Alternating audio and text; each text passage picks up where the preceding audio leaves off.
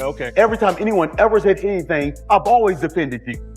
The word around town is that he has a whole nother boo thing. I'm not gonna go convicting my guy of infidelity based on a rumor. You know, we can just pray for their marriage. We go places, you talking about infidelity, your wife talking about the infidelity, like at the dinner table and all that kind of stuff. Y'all talking about just like making like it's a joke. Why y'all think that the Holts wouldn't celebrate their 10 years? I think that they said they were too busy. One of them's been a little busier than others. Somebody's been a little busy me. My second phone out there. I'm sorry, what? You got 2 phones. I thought we were done with this. Business phone, dude. I got you. Oh. Your wife has got 1 foot out the door and you've got 2 phones? You can't have 2 phones in a non-cheating marriage. What you can do is have 2 phones in a cheating marriage. Lord have mercy. Don't be kicking a horse while he's down. That's another reason I'm mad. For years, people have argued about Martell Holt. Some called him charismatic, others said he was manipulative. Many described him as the reality star who simply couldn't stay out of his own way. But now, something unexpected has happened. At 43, after years of rumors, heartbreak, battles with friends, nonstop drama with his ex-wife, and one of the most public relationship collapses in Black reality TV, Martell is finally opening up. And this time, he isn't yelling, deflecting, or trying to look strong. Something in him has cracked open, and he's revealing a truth he never wanted anyone to hear. A truth that explains everything. The chaos, the choices, the anger, the accusations, the drama that followed him everywhere. So what's the problem with you then? Every time he opens his mouth to say something about Marcel, he gonna be talking about Martell. I never say I'm about gonna you. tell What you about what talking about? Marcel knows about Martell. I'm telling you right now, I don't have no respect for you. Okay, you a bitch ass. It's like dude code, and it's like bitches that we together. I'm not saying nothing about it. Oh, we've never You met fucking together. together. Where the pictures at, Martell? Let me see. Cheers to my boy. Go ahead and say your shit. Keep And I'm gonna going, say big fella. Keep going, big fella. I'm done. Okay, hold on. And what he admits changes the entire story, because the truth isn't about cheating, it's not about fame, it's not about the Scotts, it's not even about the divorce. What Martell finally reveals is much deeper, much heavier, and far more personal than anything viewers ever imagined. It's the truth behind all the talk, the hidden wound that shaped every decision, every argument, and every downfall he faced on Love and Marriage Huntsville. And once you hear it, the whole picture shifts in a way that leaves you speechless. And your significant other, who has shown up for you the most in this alleged friend group? Nobody. Alleged. Nobody. You said that? Mine is Martell. He showed me how not to leave my marriage for a shareable side chick. I'm sorry. Ah! He asked me, hey man, did Mel try to suck? What the fuck? For the first time, Martell isn't speaking like the confident man who always needed to be right. He's speaking like someone who finally ran out of places to hide. Before we reach that reveal, we need to go back, not to the affairs, not to the show, not to the headlines, but to the version of Martell most people forget. The young man who dreamed of success, but carried a weight he wasn't ready to face. So you know when people tell them the truth, they go break like me. I'm gonna bring forth the evidence.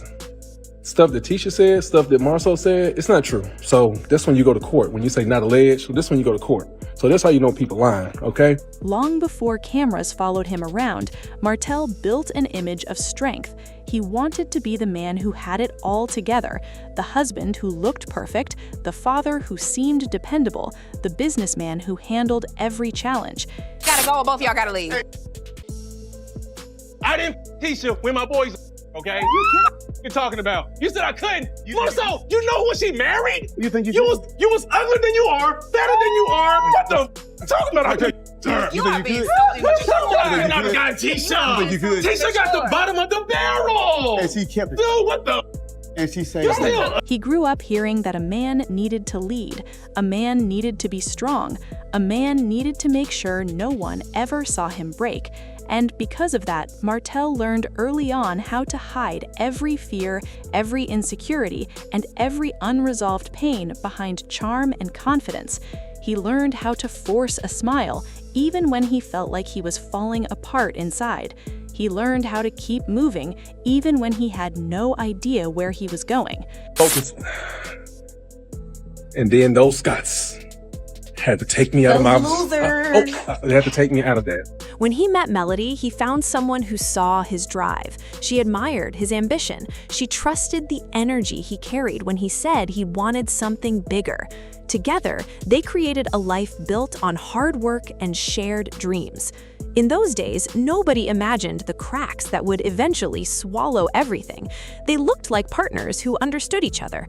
They looked like a couple building a kingdom brick by brick. But behind that picture, Martell was slowly drowning in a pressure he never talked about. The pressure to always look strong, the pressure to always be in control, the pressure to always be the man who had the answers. And whenever that pressure scared him, he didn't slow down, he simply hid it deeper. That fear became the foundation of everything that would later explode in his life. Because the truth is simple. When a person feels like they can't fail, they start making reckless choices just to feel powerful. And that's exactly what Martell did. Also did an interview out here saying, I'm like, why would this dude even fix his mouth to say something about my chart? When the business grew, so did the expectations. People praised them as a power couple. They admired the homes they built, the lifestyle they displayed, the way they made success look easy. But Martell didn't feel that ease. What he felt was fear. Fear of losing what he had. Fear of proving people right who always doubted he could maintain it. Fear of not living up to the perfect image he created. That fear was exhausting. That fear was suffocating. And instead of reaching for help, Martell reached for distractions. Distractions that gave him a sense of control he felt slipping away at home. That is how the spiral began.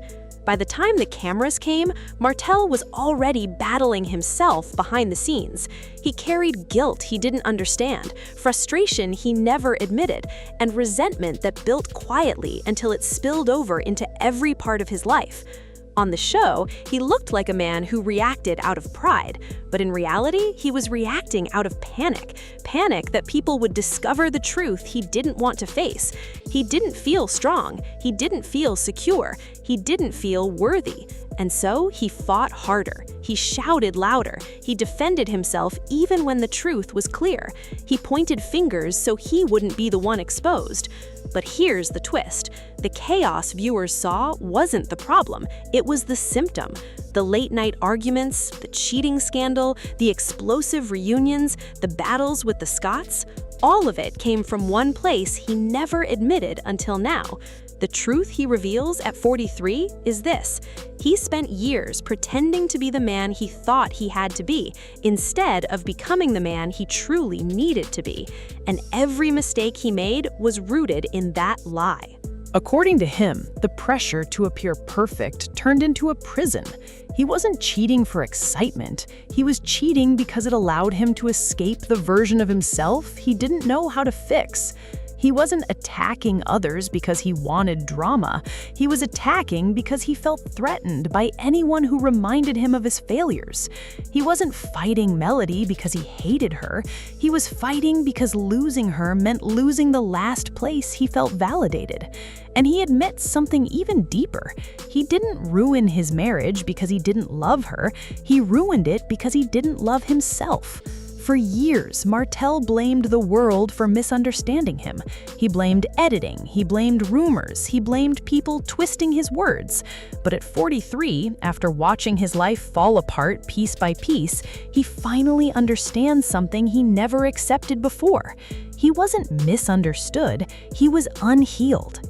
He explains that everything stemmed from a fear he carried since childhood, a fear of being abandoned, a fear of losing control, a fear of being forgotten. And when those fears were triggered, he reacted instead of reflecting. He fought instead of listening. He broke instead of building. When Melody pulled away, that fear rose. When the Scots challenged him, that fear rose. When the public judged him, that fear rose. And he covered all of it with anger, ego, and defensiveness. But here's what nobody expected. He admits he never meant to become the villain. He never meant to hurt the people closest to him. He never meant to fall into the same pattern he told himself he would avoid. He simply didn't know how to stop what he started.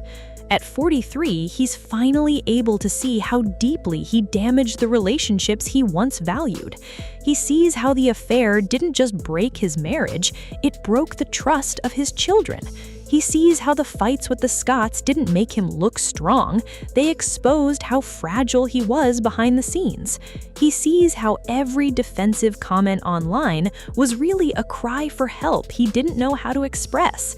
He confesses that he used to watch himself on the show and not even recognize the man he saw. The pride, the stubbornness, the coldness, he didn't like any of it. But instead of changing, he hid behind the same persona he built years ago, a persona that wasn't real. The emotional weight of that realization hit him the moment he turned 43, a number that felt like a mirror. He wasn't the young man who could outrun consequences anymore. He wasn't the rising businessman with endless time to fix things. He wasn't the charismatic husband with a picture-perfect family. He was a man standing in the middle of the wreckage he created, forced to acknowledge how much pain he caused while trying to hide his own. He admits that his biggest fear wasn't losing his marriage, it wasn't losing friends, it wasn't losing the show. His biggest fear was facing himself, the real version of Martell, the one he avoided for years. And now, for the first time, he's confronting that version head on. The emotional impact of this truth is enormous because once he stripped away the ego, the excuses, the justifications, what he saw was a man who needed healing long before he needed fame. He talks about the nights he felt truly alone, sitting in silence, realizing he no longer had the family he once protected. He remembers watching his children leave and feeling a kind of heartbreak that forced him to rethink everything he ever thought manhood meant. He remembers seeing people online laughing at his pain, mocking his choices, dragging his name, and feeling a heaviness he couldn't shake because deep down he knew they weren't entirely wrong.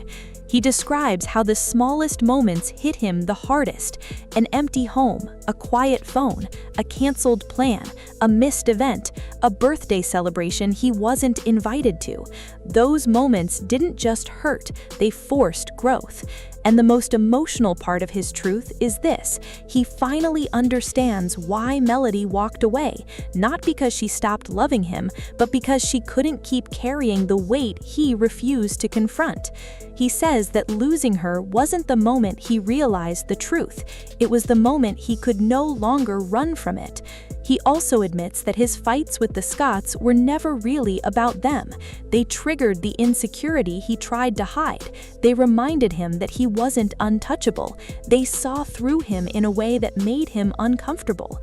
And every time the pressure grew too strong, he reacted the only way he knew how, with anger, denial, and distraction. Until 43, until everything finally caught up to him. He reveals that the turning point came when he saw himself through his children's eyes. Not the TV star, not the businessman, not the man defending himself on social media. Just a father they needed to feel safe, steady, and emotionally present. For the first time, he realized he had been so focused on proving himself to viewers, friends, and critics that he forgot the most important people were watching him too, and learning from him.